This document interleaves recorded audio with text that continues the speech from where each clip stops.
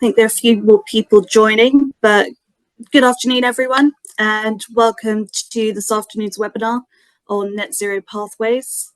My name's Ellie, and I'm one of the policy leads at SFHA. My colleague Sandra Dove is also with us on the call. We're delighted to have you all joining us, and we're equally delighted to welcome our speakers today. So we have with us Sarah Buchanan, Impact Manager Retrofit at Best. And Sarah will be giving a quick intro on BestFest, which today's webinar forms a part of, along with a whole range of other events and activities. We also have with us Stephen Strachan, Principal Consultant, Net Zero Pathways at Changeworks. And Changeworks is one of SFHA's strategic partners. And some of you may have heard Stephen speak at previous SFHA Energy and Net Zero events. And also from Changeworks, we're joined by Catherine Palmer, Net Zero Development Lead, and she will be giving a bit of an overview of funding through the Net Zero Heat Fund following Stephen's presentation. So before I pass over to Sarah, just a few housekeeping announcements. When you join the session, your microphone will have been muted. So if you'd like to speak or ask a question directly, please unmute yourself and say who you are and where you're from. If you'd prefer to type out any questions, then please add these to the chat. We hope you'll be comfortable with having your video enabled so we can all see one another, but if you'd rather not be on screen, you can turn your video off in the taskbar, that's absolutely fine.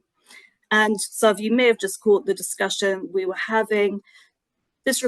We are already recording this session, and you will be sent a copy of the recording in a few days' time. And we plan on only sharing the recording amongst attendees here today. And on the format, we'll hand over to our speakers initially, and then we'll move to a bit of Q&A afterwards. So I think that's everything from me. Thank you for joining us, and I will hand over to Sarah. Hi everyone, thanks for giving me a chance to speak. This is just a chance for me to really give a bit of an overview of BestFest. We're also strategic partners of both Changeworks and the SFHA, and I'm here in my role to tell you about Breaking Barriers. It's happening on the 1st and 2nd of November, which is the Wednesday, Thursday. Fantastic free events over both days. Breaking Barriers is the UK's biggest festival for a zero carbon built environment, and will play host to transformative discussion and knowledge exchange. We'll also have live demonstrations, there'll be workshops, just an amazing amount of speakers. We've worked really hard. 40 events over 3 months have formed part of the Fringe, as does this event. We've got over 40 exhibitors, 20 plus partners, lots of workshops getting run in the afternoon. And then on the second day, which is the retrofit conference, we're looking at skills delivery, we're looking at funding, we're looking at new materials, new products. We'll also have the mobile heat pump kit that South Lanarkshire have been funded with Energy Savings Trust. That will be here for both days. So just really exciting free event. Do sign up. I'll put the links into the chat afterwards. And in particular, for anyone who's dealing with retrofitting properties, on the second day of the retrofit conference, they're going to be looking at a European funded project, which is looking at social housing, and it's looking at the pathways for funding for social housing. And so that'd be a really good one for anyone who's kind of looking at that kind of green finance side. How are you going to fund the projects that you have coming up? We are also working with SFHA to deliver some free training. So again, I'll put that in the chat box. And this is around working with the Retrofit Academy. So the training that we're providing for free is for colleagues who work in the South East region. And I'll put all the links up for that. So yeah, delighted to work with SFHA and Changeworks to deliver this Fringe event. And please do sign up, and hopefully I'll see you at BestFest. Thanks very much. Okay, Stephen, can I pass over to you? Of course, yeah. So I will very quickly share the screen, make sure it's working. Okay. Can everybody see that title page? Yeah. So Yeah, good afternoon. I'm the Changeworks principal consultant within the consultancy team. My role is I oversee the technical data and strategic output from consultancy. So quite situated nicely to talk about strategy and technical implications and so on for retrofit. I'm also here with Catherine Palmer, who's the Net Zero Development Lead, and is going to come in towards the end and just talk a bit about current funding opportunities from Scottish Government. So,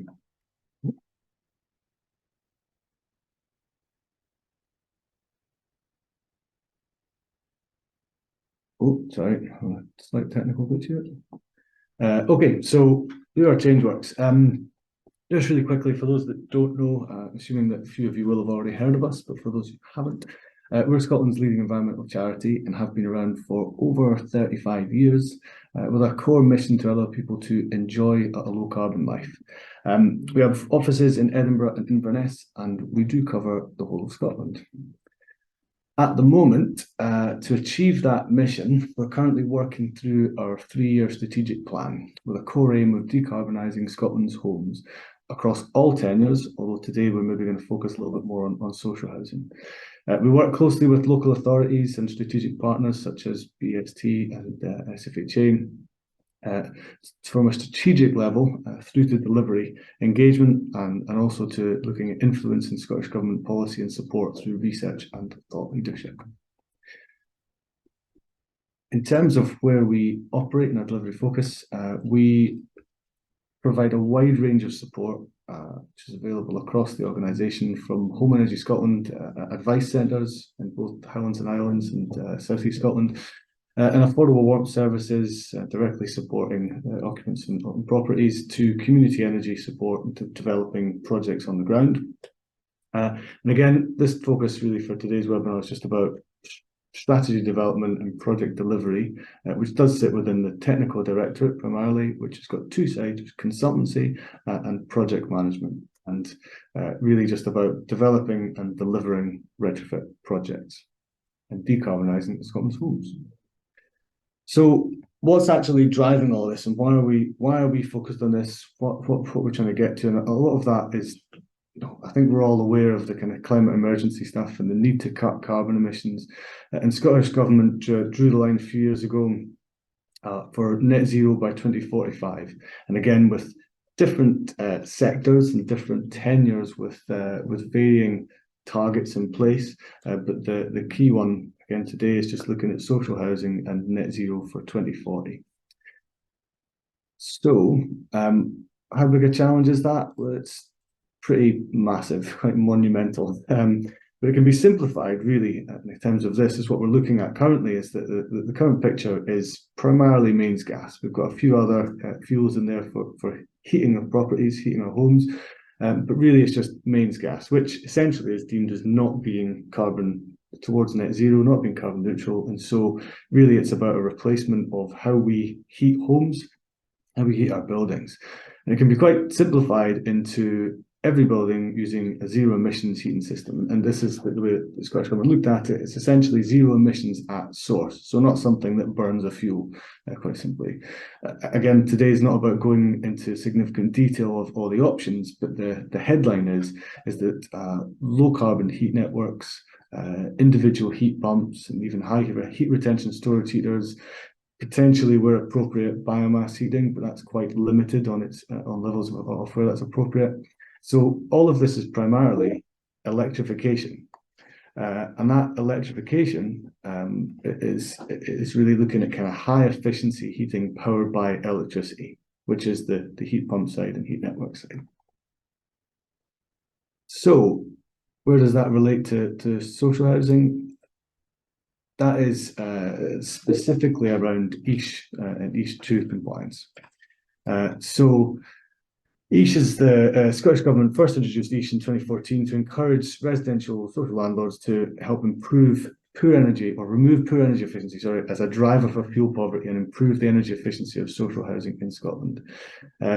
Current EIS 2 standard, which is by 2032, is around is around properties achieving an EPC score of B, or to be as energy efficient as practically possible by the end of 2033, as I said, within limits of cost, technology, and necessary consent.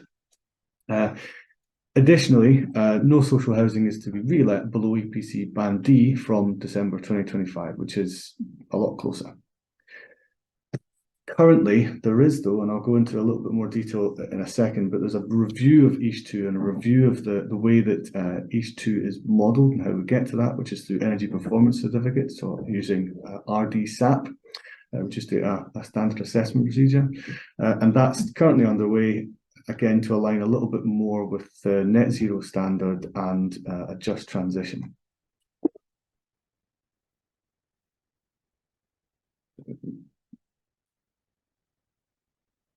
So, to hit those targets for social housing, wider net zero, we have to look at a fabric-first approach, focusing on demand reduction and improving the comfort of homes, as well as reducing the impact of fuel costs and the risk of poor energy efficiency being a driver for fuel poverty. Hitting those standards earlier for social housing will hopefully strengthen the supply chain and drive standards that can be transferred to the other tenures, with all homes to hit EPCC by 2033. And then hopefully build on that further towards net zero. It's the first step towards that target for net zero. Again, although the EASH 2 standard and EPCs and RD-SAP standards and so on are under review, a fabric-first approach is essentially a low regrets option, low risk approach that can be implemented for the wider impact previously mentioned with regards to fuel bill savings and tenant comfort and so on. And also something which is often skipped over, but building health, the health of that building itself, and again then looking at longer term in terms of retaining that asset at a standard which is then appropriate for people to live in, but also without having wider knock-on effects that would reduce the health of that building. Then we go into the second stage, which is just low carbon heating. So identify the correct options and roll out the decarbonisation of heat. Changeworks have been working with 25 local authorities over the last 5 years. So that map, which is on there, kind of showing the width of our influence, it needs updated already. But that's supporting the development of what are called local heat and energy efficiency strategies, or LHEs for short, which they are due to publish by the end of this year, although some of them will probably see final versions coming out early next year. The idea of the LHEs and that strategy is to work with key stakeholders such as the distribution network operators, essentially that manage the electrical supply to all the buildings. Because if we're looking at, say, electrification, they need to be involved quite early on, as well as other key stakeholders such as social housing providers, which have got sort of, anyone that's got large stock of housing and so on within that local authority area needs to be engaged with, because they're trying to zone, as part of the LHEs, areas that are appropriate for heat networks or electrification or specific fabric measures and so on. So again, if we have a clear picture of what's possible on the LHEs and then we drill into it in more detail with key stakeholders, then the idea being is that we should have a much clearer strategy going forward on how local authorities can support the delivery of these measures and across their council area to achieve net zero.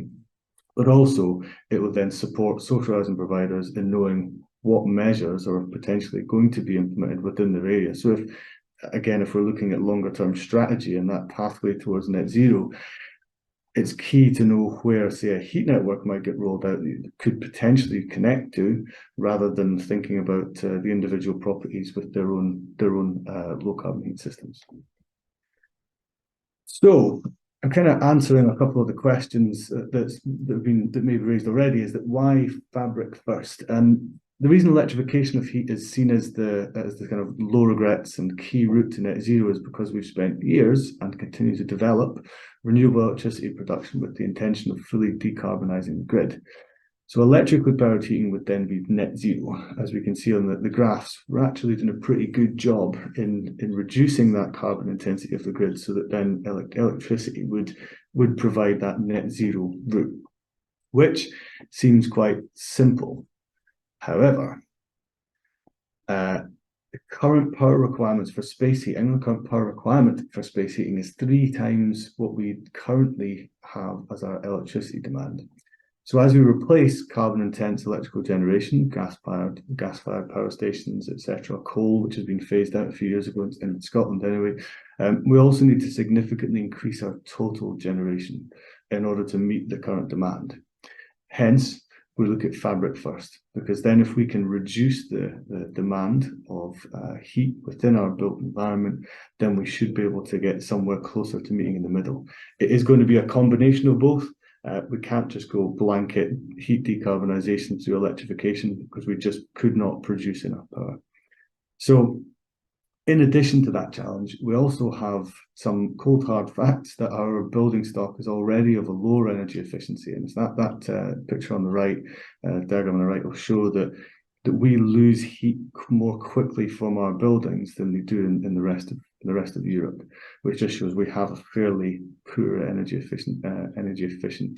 efficiency ratings across our housing stock.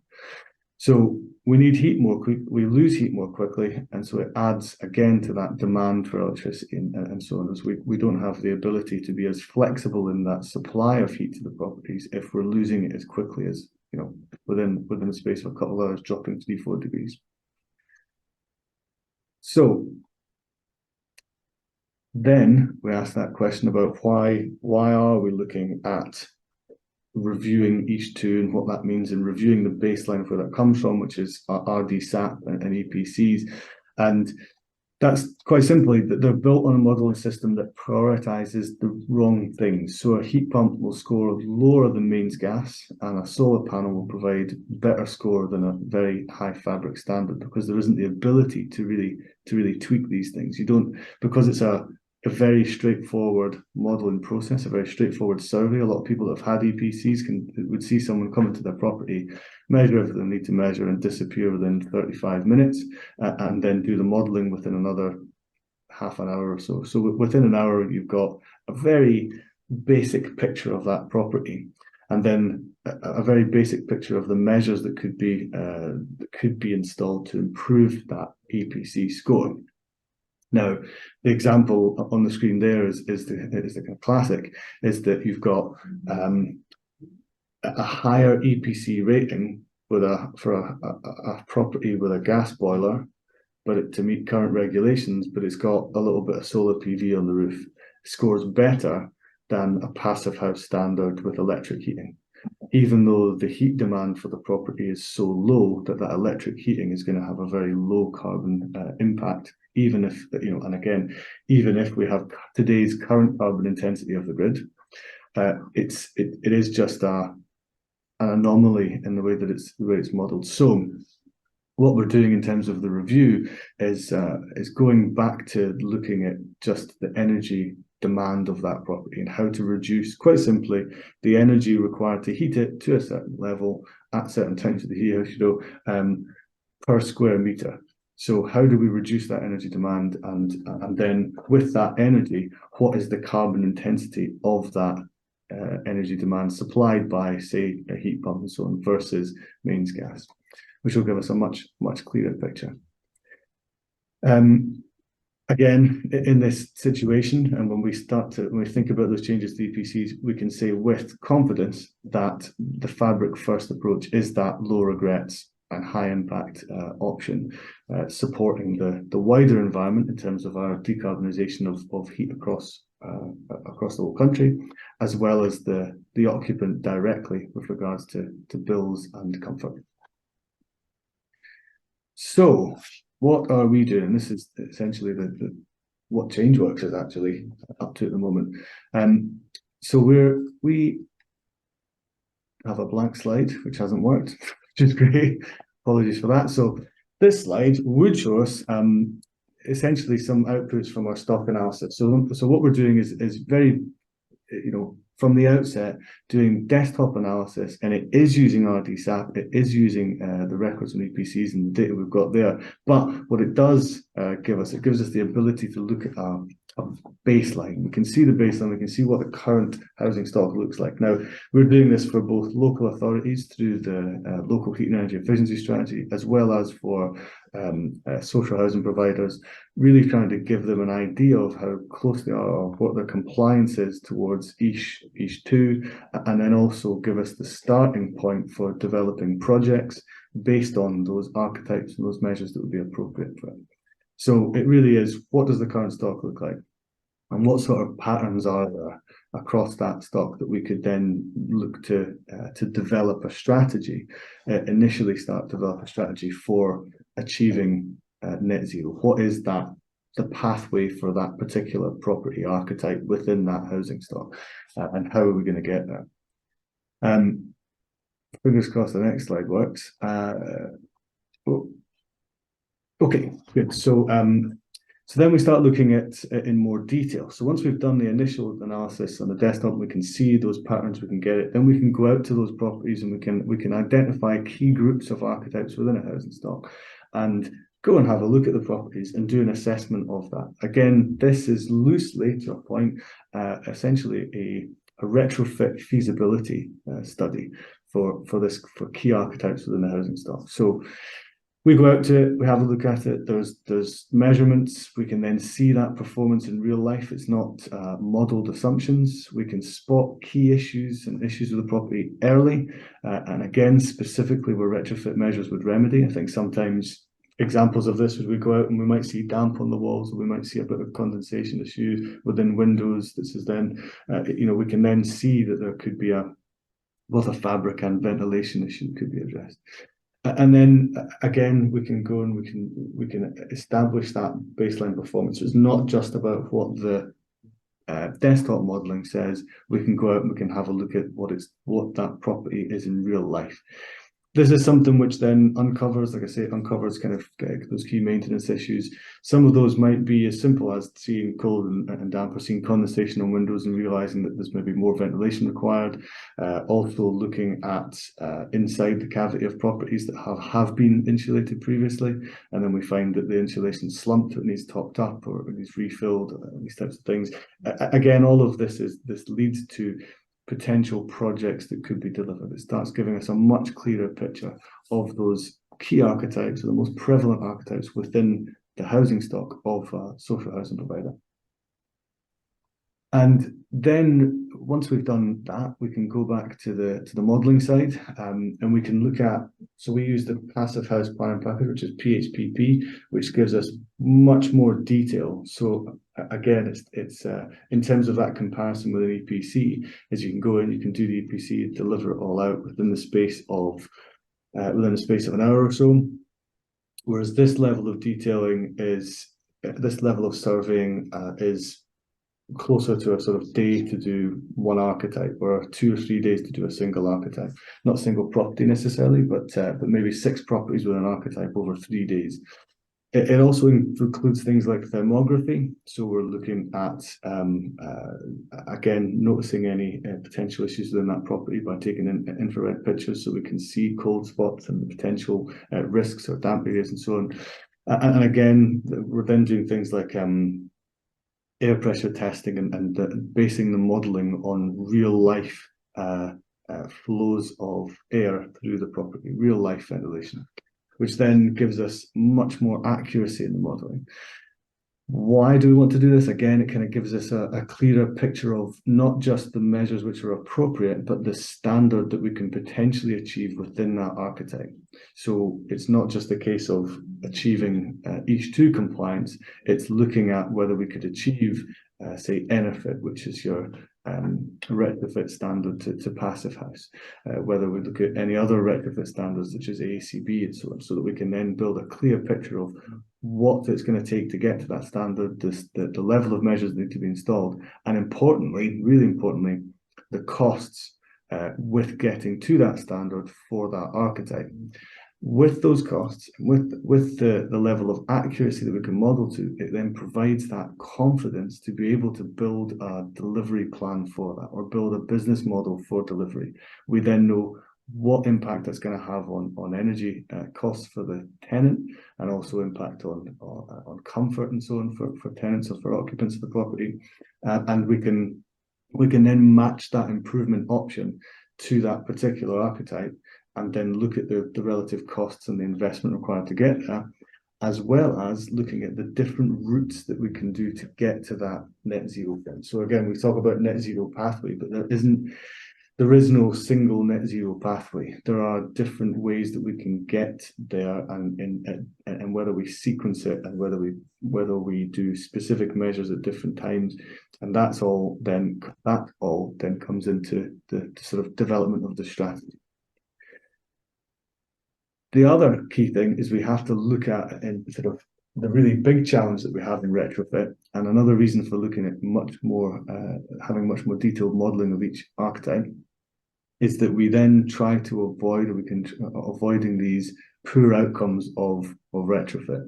So we will have all have heard the kind of horror stories from cavity wall insulation being installed and then that causing damp and so on, and we will have heard, you know, various issues of people with problems with condensation and mold, etc. And often these things can be avoided by just having a much clearer picture of what that property looks like in the first place, so we know what measures would or wouldn't be necessarily appropriate for it, and then also understanding the standard that we need to install those measures to in order to avoid these types of outcomes. In the most part, a lot of that is down to ventilation and airflow. Essentially, if we are just putting insulation around the building, we have to consider more than just the building fabric itself. We have to think about that airflow. And again, as part of the initial surveys and things that we're doing, we also do a lot of monitoring in those properties to identify what the levels of carbon dioxide are, what the humidity levels are, and the temperature within those properties. And even just those three indicators there can really tell us whether we have enough airflow within it. So when we look at properties that have had measures installed, and then we find that there isn't enough airflow and CO2 levels are high because there's not enough fresh air, and moisture levels are high, again, because there's no way for the wet air to escape. And then, lo and behold, we'll see problems like this, and we'll see condensation, mold growth, and so on.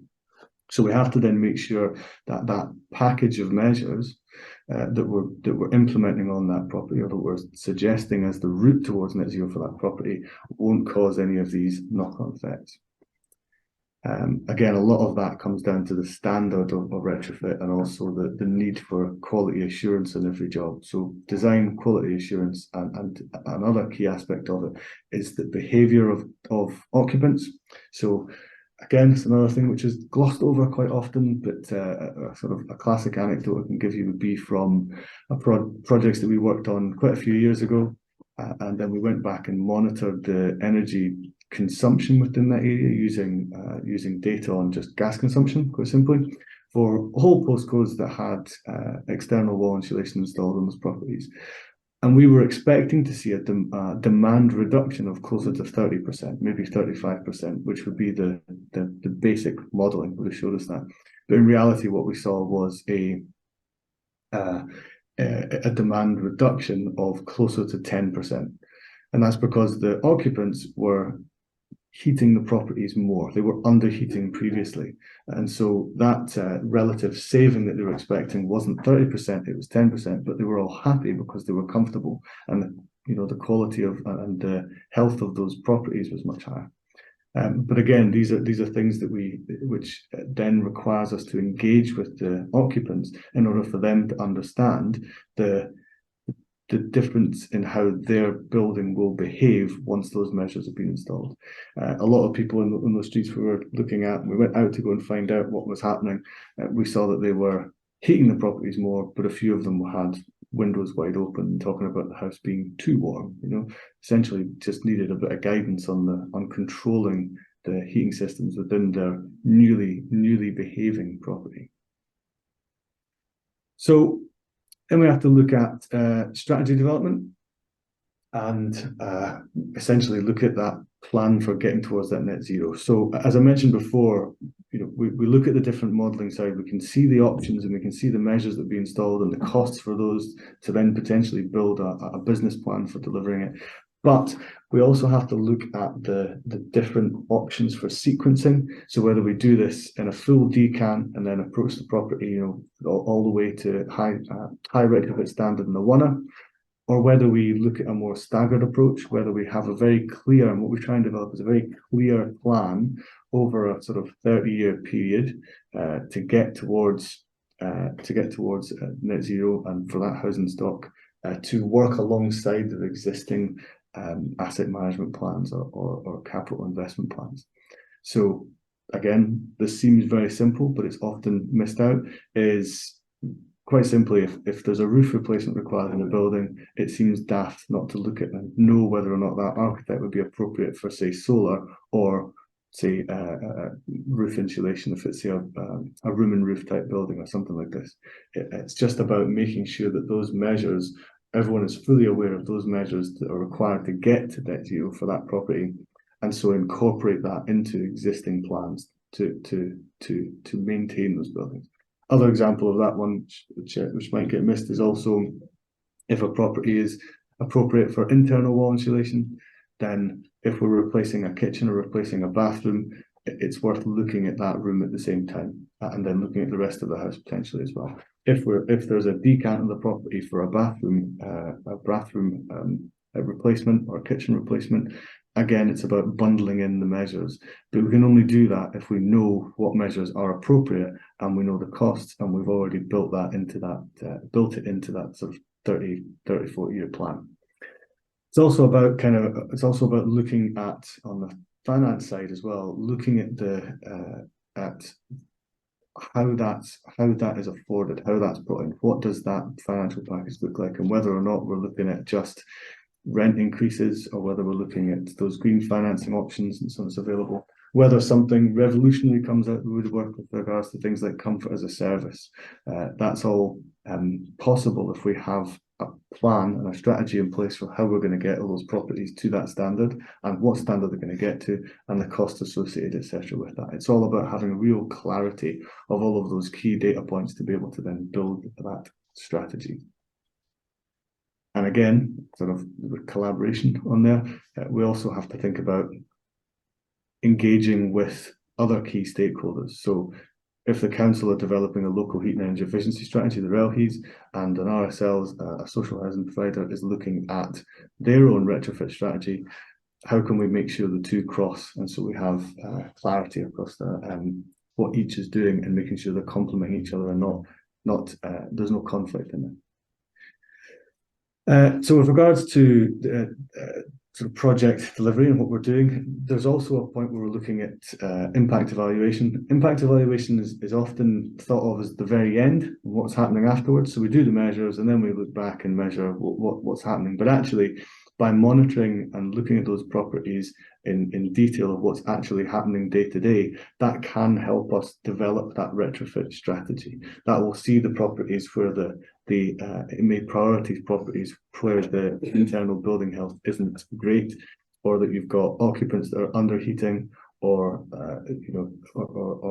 potentially the measures that were previously installed haven't had the desired effect. So again, it's about really identifying those the actual energy performance, identifying the discrepancies, and then all of this feeds into the specification of those measures and all of that modelling. It's real data from those properties, which then helps us to develop that correct route forward in the strategy towards net zero. So then we have to think about finding the right project, and how do we find that right project. So a big part of this is about using that strategy as a route map. So essentially, we've got the strategy in place, we know what needs to be done. How do we take that into actual delivery of projects? So we can take all of this data and those key data points and everything we have there in order to then identify projects that could be delivered, and identify those low regrets or no regrets options that we know, even when we'll have an update to the H2 standard, we know that these are still projects with measures that are going to be appropriate for those buildings, and appropriate for the tenants, and still have a significant impact on building health and performance. Then there's also a point where we look at, and we have to see what what support is required for each landlord? What do we need to do to be able to support that? What's been done already? What current plans are already in place? And then also what support is available nationally, whether that is, as again, Catherine's going to chat about in a second, things like the Net Zero Homes Fund, which is a funding pot available right now for retrofit projects, but then particularly what do they want from that? So most of what I've talked through just now in terms of what we do in order to develop that strategy and all of the information, the data points we take, that then will lead on to a clear, will provide what they need. So currently with Net Zero Homes Fund as a feasibility study and the impact of the measures on those properties. And at that point, I will then pass over to Catherine, who will talk about the current funding available right now. Yeah, thanks, Stephen. So Stephen set out the path to understand the stock and understand what we'd like to do and the way you'd like to get to. But the challenge, of course, is how do we actually finance that and how do we actually get projects up and off the ground? It is a changing picture. We hope that the solutions to this they're going to be more varied, but there is support today. And one of the key things that we're trying to do at Changeworks is support RSLs to actually get some of these projects off the ground so that we can bring savings to tenants today. We know that fuel poverty, given the energy crisis at the moment, is creating huge pressure for RSLs and tenants, and we just want to try and see these projects actually getting off the ground as soon as we can, and the support is there. The Net Zero Heat Fund might be something that you're already quite familiar with, but I just thought it'd be useful to give another quick overview, particularly since there have been some changes over the summer. There's current checkpoint actually open now, but the deadline is unfortunately tomorrow, meaning that it might be a little bit too late to get something through the door. But the good news is that the government are committed to delivering the fund, and it is going to be open with rolling checkpoints up to 2026. So the Net Zero Heat Fund, it's a government-run fund. It's a £200 million pot that's going to be available just to RSLs and local authorities for fabric upgrades and zero emissions heating projects. So the remit is that the government are trying to encourage projects which deliver net zero emissions heating. So we're trying to get off things like mains gas, but they do recognise that in order to do that, a fabric first approach must be taken in order to make sure that these houses perform the way we want to. Key criteria to the fund is that it's 50% match funding. We know that that can be a bit of a challenge, but the way the fund operates is that it's for projects that are capital ready, then match funded, and then the government will support delivery. This presentation is a little bit out of date, I'm afraid, because currently their funding caps are capped at 5 million. So it's projects up to 5 million that are open for funding. So it's a rolling programme. That means that applications can be submitted at any time, but they're currently operating to intermittent checkpoints. So we've got one tomorrow, as I said, and then there's another following in February. And it should be a 4 to 6 week turnaround for funding to be granted if successful. And the kind of key update to the fund at the moment is that they've gone from it being a 12-month delivery that now we can look at multi-year funding applications. The real benefit to that is that there's much more scope to kind of have that longer term plan to kind of think about projects that can be more impactful. So it's not just about rushing to see what can get done in one financial year. It's about actually setting out something that can have a bit more strategy and thought behind it, and projects that, you know, one project can feed the next project. So you can have a rolling programme of projects up to 2026. And hopefully beyond that, there'll be more funding available that will come in and support that. So this is a way to actually just get the ball rolling and get those projects off the ground. And then the more we know, lessons can be learned. One project will inform the next, and it's really all about trying to form that knowledge base about what works for your housing stock and what can be scaled and accelerated. So I think I've possibly touched on all my slides in one. Just to give an overview, there's currently 2 funding themes. So projects can be applied for under theme 1, theme 2, or both. So theme 1 is focusing purely on zero emissions heating applications. So that's things like air source heat pumps, ground source heat pumps, water source heat pumps, also connections to district heating networks. Solar PV and batteries can be included as part of the application, but there has to be a district heating, a zero emissions heating element for those projects to be eligible. So theme 2 is primarily fabric first. So that's looking at improving the building fabric overall. So EWI, IWI, windows and doors, etc. Okay. I think on that side, as we're saying, is although it's confusing, it's theme 1, theme 2, and we look at that fabric first as the approach. I think that the idea of this fund is really looking at low carbon heat, but there will be properties that we look at within a housing stock that we think actually those key measures have already been done. What can be done has been done, and that's a key point there, is that once we look at it, then we can see which ones would be appropriate for low carbon heat straight away, and we don't have to think so much about the fabric because that's already been addressed. So as we've mentioned, it's a rolling fund. So prior to the recent upgrade, it's been operating on 4 checkpoints throughout the year. And typically funding has, well, not typically, funding has to be allocated to the year it's going to be spent in. So previously the delivery period was 12 months, but now you can split it over multi-year, but there has to be that commitment to funding projects that money will be spent in the financial year that it's assigned to. So sorry, I've lost myself here.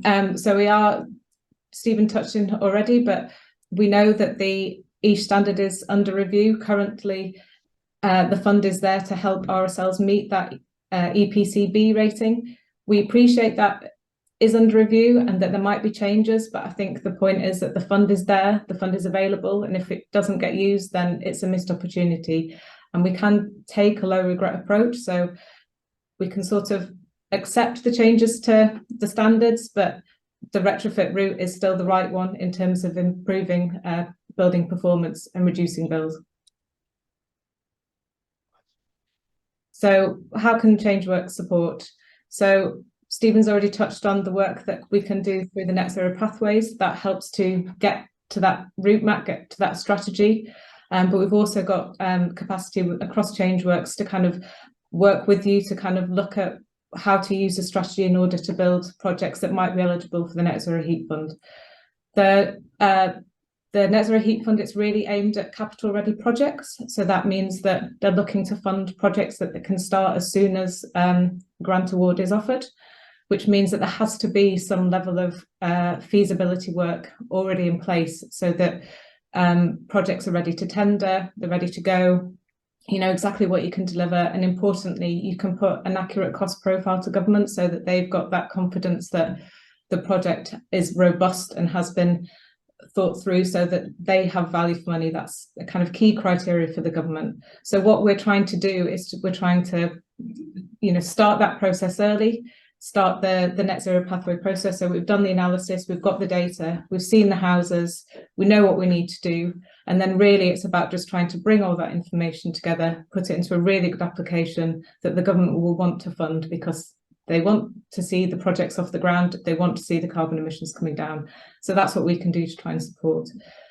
It is a capital fund. That means that the money is only there to actually deliver the project. But we know that the best performing projects are the ones where we can get the best learnings. So there is that further support there to kind of look at things like monitoring and evaluation, to think about the people, to think about the tenants, and to provide that additional advice. These are all things that Changeworks has been set up to provide, and they're conversations that we're happy to have to kind of look at how to kind of not just build a project that can be funded, but to try and give you that maximum benefit in terms of then you take one project, what can we do for the next? How do we support all our tenants? So yeah, touching on it again, so it's a 4-week turnaround, but the thing we really want to look at is the steps in terms of what we need to do to get to the end point of having projects delivered. So it's getting that bid preparation. So it's having those conversations early so that we've got the time to meet the checkpoints. We know that we're working on roughly sort of 3-month windows for checkpoints, but there's nothing to kind of stop that process starting now, just so that you know that by the time the checkpoints come round, we're in a good place with applications are ready to go. And in terms of any sort of strategy from financing side through RSLs, you know, that's been thought through. It marries up with a strategy and with a finance strategy. So it's trying to get all the pieces in place so that there's a kind of smooth delivery.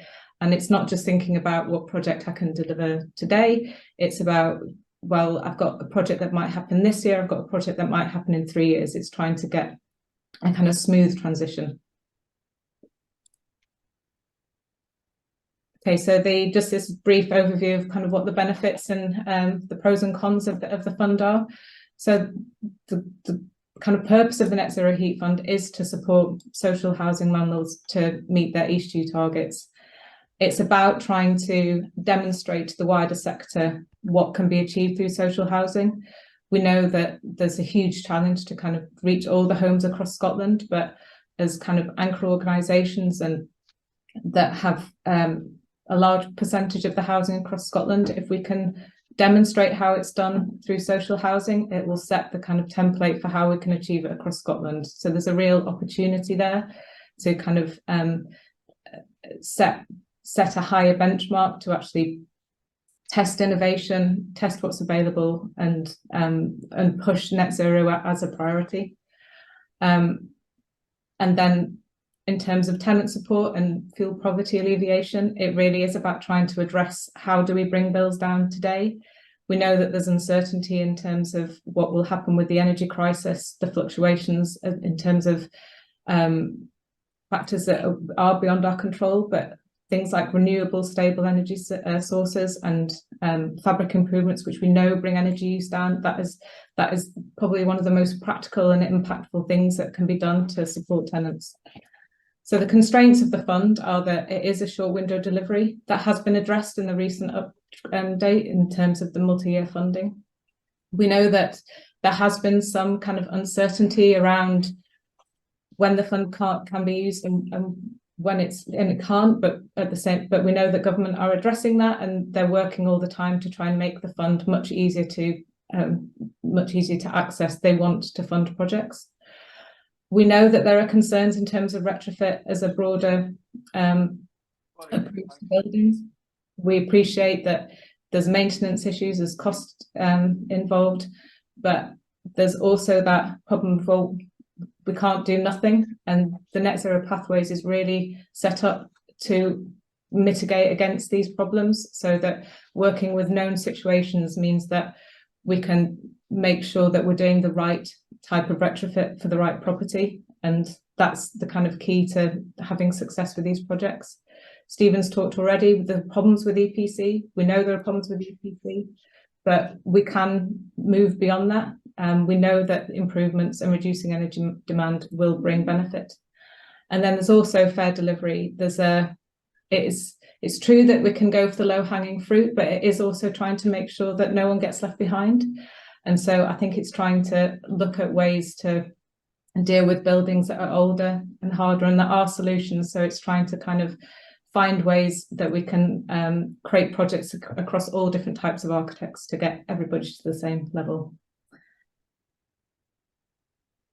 And that's just a brief overview of the work we've been currently doing. So we have currently got projects that are off the ground, and we're continuing to support RSLs through the next checkpoint. So thank you.